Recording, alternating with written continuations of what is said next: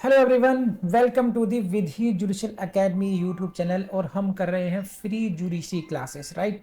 And in this playlist we are trying to understand the Indian evidence act and now we can say Bharatiya साक्ष्य अधिनियम। और अब हम इस लेक्चर में जा रहे हैं सीखने के लिए दो सेक्शन हैं, section 59 and 60 of the Indian evidence act. What? Section 59 and 60 of the Indian evidence act. Now वो हो गए हैं section 54 and 55 of the BSA. तो 59 जो इंडियन एविडेंस एक्ट है that has become section 54 BSA.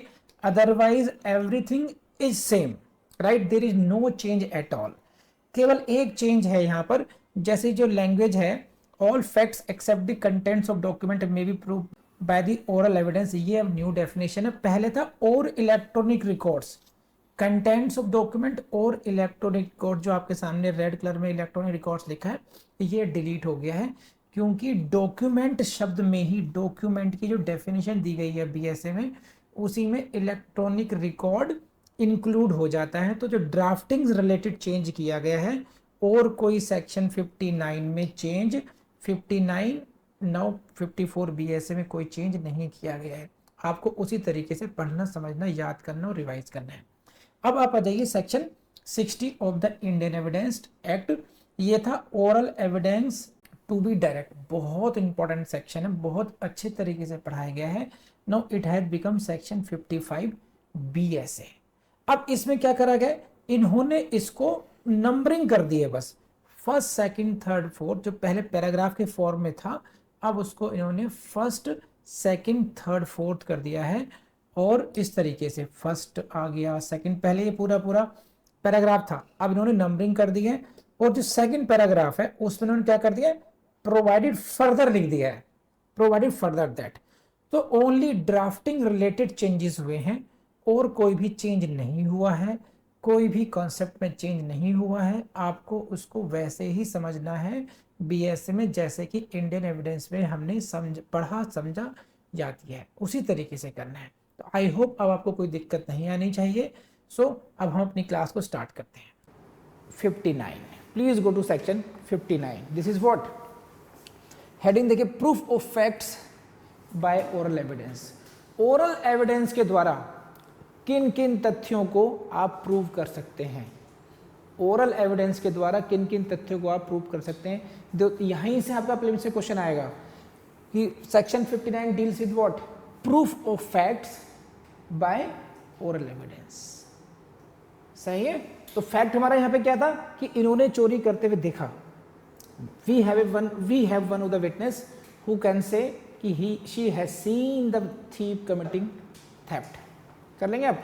तो please see the language. All facts mean सभी तथ्य, except the contents of documents और electronic records may be proved by oral evidence. जितने प्रकार के भी तथ्य हो सकते हैं, सभी प्रकार के तथ्यों को ओरल एविडेंस के द्वारा प्रूव किया जा सकता है। ओरल एविडेंस का मतलब क्या है कि वो सभी एविडेंस, वो सभी statements, all statements which the court permits to be made before it by the witnesses. ऐसे सभी स्टेटमेंट्स जो विटनेस कोर्ट के सामने दे सकते हैं वो क्या कहलाएंगे, ओरल एविडेंस। सही। तो अब सिंप्लीफाइड बात यह है, इसको इस साइड में देखिए आप, ये इसको देखिए, all facts may be proved by oral evidence, लेकिन क्या, except the contents of documents और electronic records. Contents of documents and electronic records को छोड़ करके जितने भी तथ्य बचते हैं वो सब कैसे प्रूव किए जा सकते हैं, ओरल एविडेंस के द्वारा प्रूव किए जा सकते हैं। And this comes in your prelims. ये पूरी की पूरी स्टेटमेंट आ जाती है आपके प्रीलिम्स में।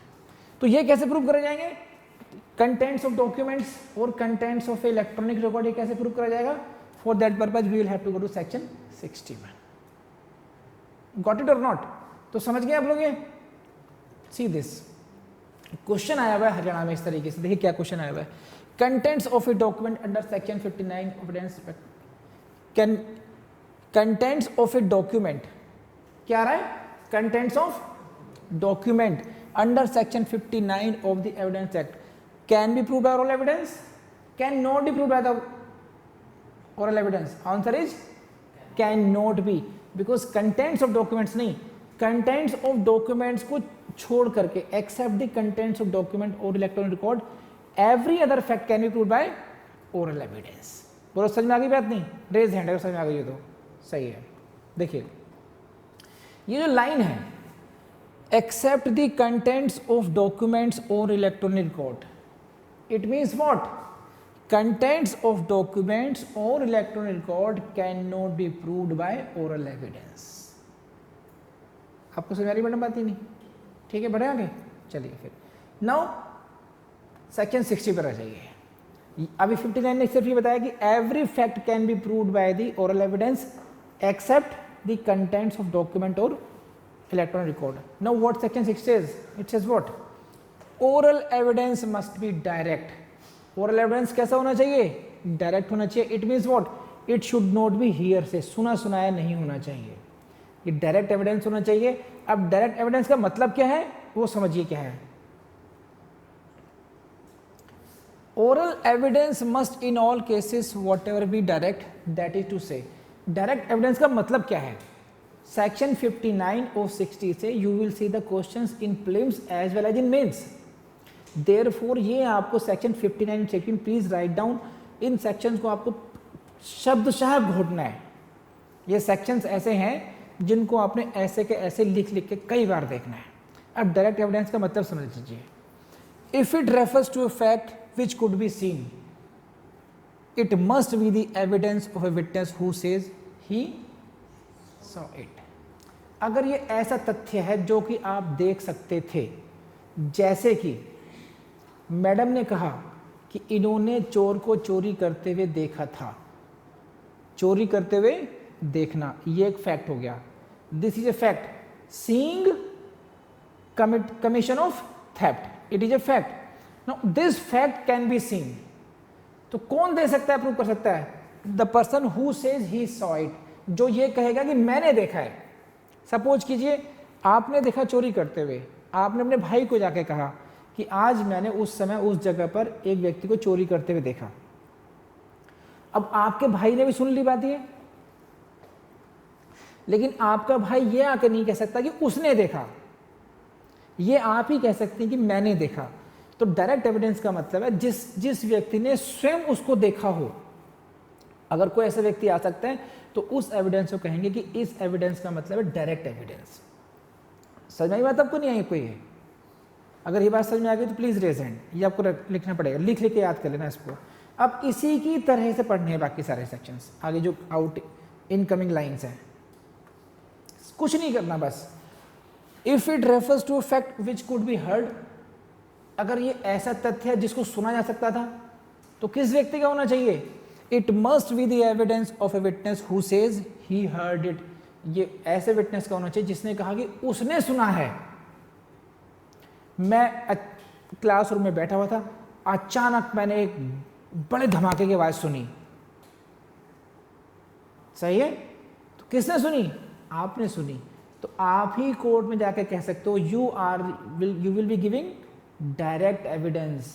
अगर आपने अपने दोस्त से कहा जा करके कि मैं कोचिंग में बैठा हुआ था और मैंने एक धमाके की आवाज़ सुनी, और आपका दोस्त फिर कोर्ट में आता है, तो वो क्या कहेगा कि मेरे दोस्त ने बताया था कि उसने आवाज़ सुनी, मैंने नहीं सुनी। तो इसका बयान, आपके दोस्त का बयान कहलाएगा हियर से, उसने केवल सुनी सुनाई बात को रिप्रोड्यूस करा है। He is not the direct producer of, giver of direct evidence. Direct evidence वही होगा जो व्यक्ति कहेगा ही हिमसेल्फ हर्ड इट, उसने खुद उसको सुना है। पहले में क्या था? He himself seen it, he has seen it, he saw it, उसने देखा है। तो seen, heard, and third is what? Seen हो गया, हर्ड हो गया, अब थर्ड आ गया आपका if it refers to a fact which could be perceived by any other sense, जो किसी और अन्य इंद्रिय से उसको आप सेंस कर सकते थे, परसीव कर सकते थे, है ना, या इन एनी अदर मैनर। जैसे एक व्यक्ति ने, एक का बयान था कि मैं बस में खड़ा हुआ था, अचानक मुझे मेरी बैग पैंट की पिछली पॉकेट में सरसराहट सी महसूस हुई। क्या महसूस हुई? सरसराहट, ना तो ये देखा, सॉरी ना ये तो देखा ना ये सुना। It is perceived by other senses और इन एनी अदर मैनर। एक लड़की ने कहा आकर के कि मुझे इस व्यक्ति ने गलत तरीके से टच किया। He put his hand over my hand in a wrong way. तो वो जो हाथ पे हाथ रखना हुआ एक परसेप्शन है, गुड टच और बैड टच। तो वो that will be included perceived by any other sense और इन एनी अदर मैनर। तो ये जो इस प्रकार का जो एविडेंस है, इस प्रकार के फैक्ट्स को वही व्यक्ति प्रूव करेगा आकर के जिसने उसको उस सेंसेस से महसूस किया हो। It must be the evidence of a witness who says he perceived it by that sense. उसने उस सेंस के द्वारा उसको परसीव किया था और इन दैट मैनर, या उस प्रकार से किया था। जिस व्यक्ति के हाथ पे हाथ रखा, बैड टच किया, वही लड़की आके कहेगी कि ही touched me in a bad way, it was a bad touch, क्योंकि आई परसीव्ड इट, मुझे एहसास हो गया इस बात का। वो एहसास होना मतलब सेंस होना, सही है। तो उन्होंने ये तो जनरल, ये डायरेक्ट क्लॉज हो गई। If it refers to a fact which could be seen, जो आंख देखा जा सकता है या जो सुना जा सकता है, ये तो स्पेसिफिक हो गया। और ये हो गया जनरल, ये किसी भी प्रकार के सेंस से आप सूंघना हो गया। जब मैंने उसको उस रूम में एंट्री की तो एक बहुत भयंकर बदबू फैली हुई थी, इसे आपने सेंस किया, सूंघा, समझे आप। तो ये वही व्यक्ति एविडेंस देगा जिसने उस बुरी स्मेल को, बैड स्मेल को, फॉल स्मेल को फील किया होगा वो। हाँ है ना। रेज हैंड अगर समझ में आ गया हो तो ठीक है।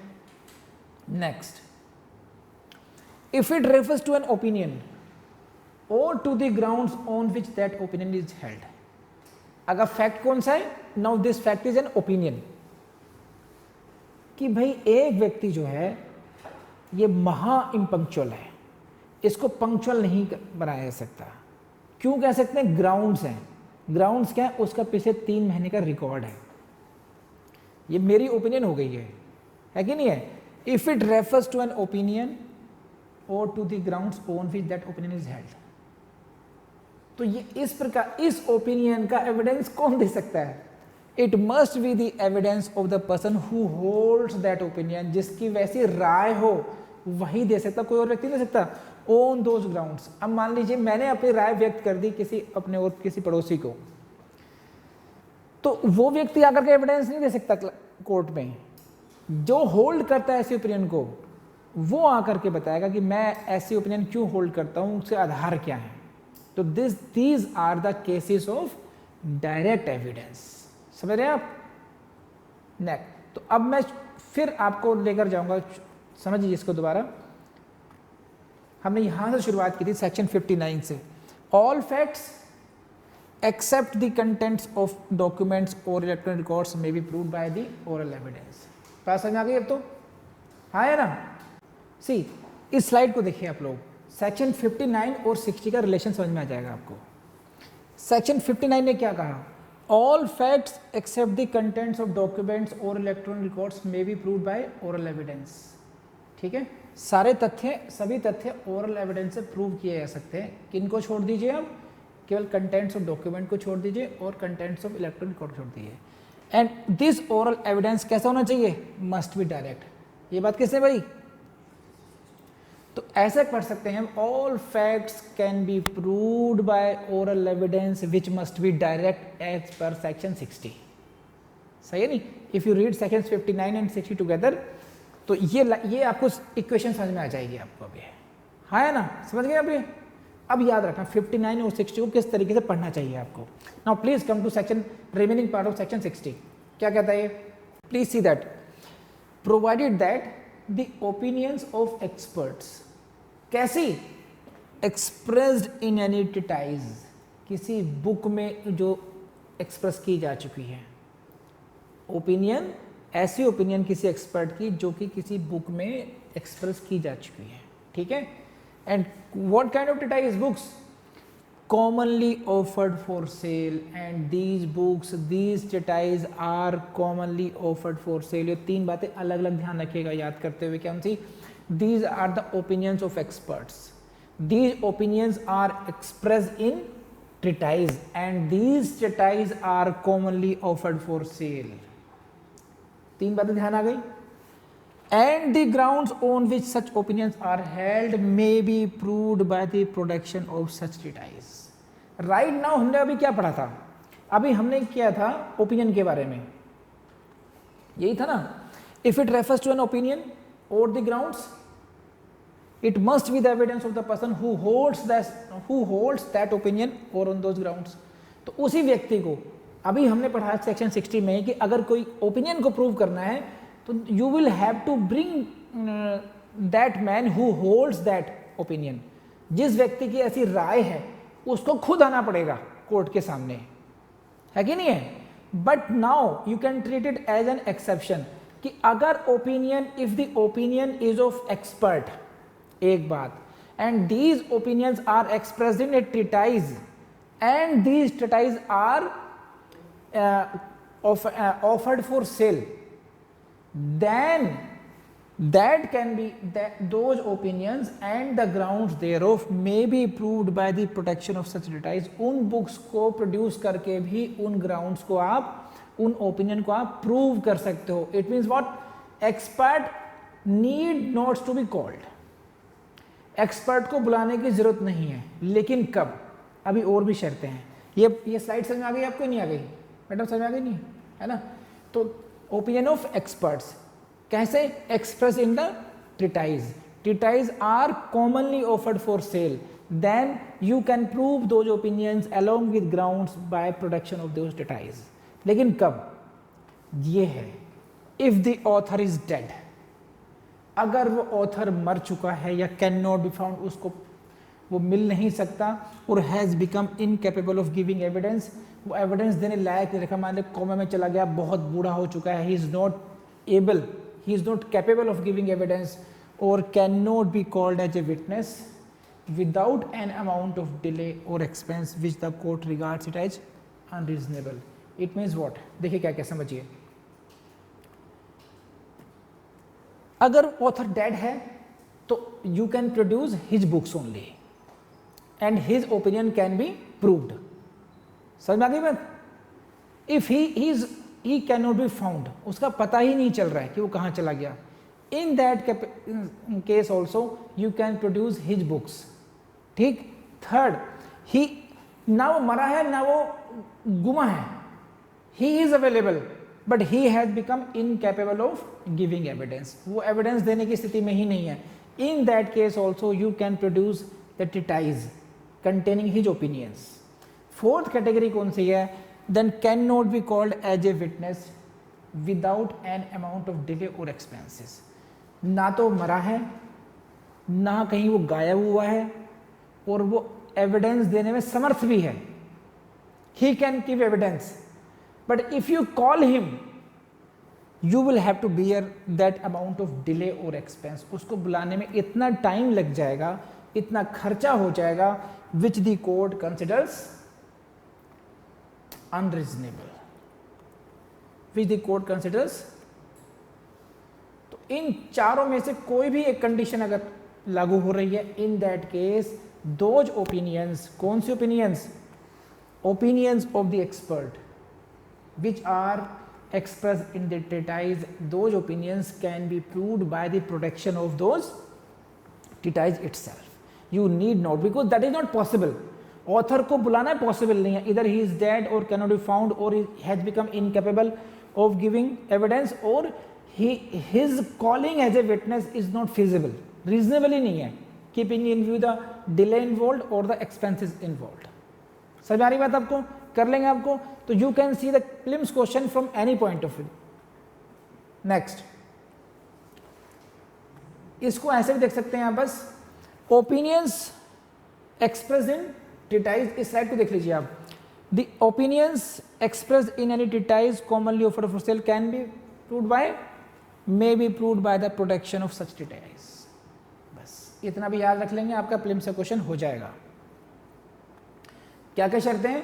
He must be either being dead, he cannot be found or become incapable, or if called as a witness it is delay involved होगा बहुत ज़्यादा, या expenses involved होंगे unreasonable. ठीक है। Next part, if oral evidence refers to the existence और condition of any material thing other than a document, कि अगर ओरल एविडेंस किसके संबंध में है, किसी तात्विक वस्तु के अस्तित्व या उसकी कंडीशन, एग्जिस्टेंस और condition of a material thing, समझे। In that case the court में if it thinks proper require the production of such material thing for its inspection, कि जिसके संबंध में है। मान लीजिए एक फिल्म आई थी हेरा फेरी, उसमें कुछ बंदूकें थी, उसकी पारसी की बंदूकों का कलेक्शन था नहीं था, 3 बंदूकें थी वो। अब मान लीजिए एविडेंस उसी के बारे में हो, एग्जिस्टेंस, बंदूकें हैं भी या नहीं है, या वो किस कंडीशन में है, उसके बारे में अगर ओरल एविडेंस है तो कोर्ट को ये पावर है, कोर्ट में if it thinks fit require the production, उस मटेरियल थिंग को मंगा सकती है अपने सामने, कैसे, फॉर इट्स इंस्पेक्शन, उसको देखने के लिए। तो this is all about section 60। सो दोस्तों, मुझे पूरी उम्मीद है क्लास आपको पसंद आई होगी, लेकिन आप एक काम बिल्कुल नहीं करते हैं, आप वीडियो को लाइक नहीं करते हैं। लाइक का मतलब आपकी प्रेजेंस है, मुझे पता तो चलेगा हाँ आपने वीडियो देखा है मेरा। कमेंट करेंगे तो मुझे फिर वो मेरे लिए एक मतलब एक सेटिस्फैक्टरी बात हो गई, हाँ कि एटलीस्ट मैंने आपको इतनी देर पढ़ाया तो आपने 5 सेकंड 10 सेकंड मेरे लिए निकाले कि आपने कमेंट किया। उसमें अब तारीफ नहीं लिखना, कुछ जो आपको सजेस्ट करना वो भी कर सकते हैं, आपकी कोई क्वेरी भी लिख सकते हैं, लेकिन लेट्स बी इंटरेक्टिव। सभी वीडियोस की बात कर रहा हूँ, आपको इंटरेक्टिव होना, आपको डाली कमेंट्स, जब तक लिखेंगे नहीं मुझे आपकी भावनाओं को पता कैसे चलेगा, तो जरूर करेंगे, है ना, पक्का, ठीक। सो लाइक करेंगे, सब्सक्राइब कर लीजिए चैनल को, और हमारे वीडियोस को शेयर जरूर कीजिएगा ताकि मैक्सिमम स्टूडेंट्स इसका फायदा उठा पाएं। And don't forget to explore the website of the Vidhi Judicial Academy, vidhijudicial.com, and don't forget to download the app of the Vidhi Judicial Academy from the Google Play Store. Thank you very much.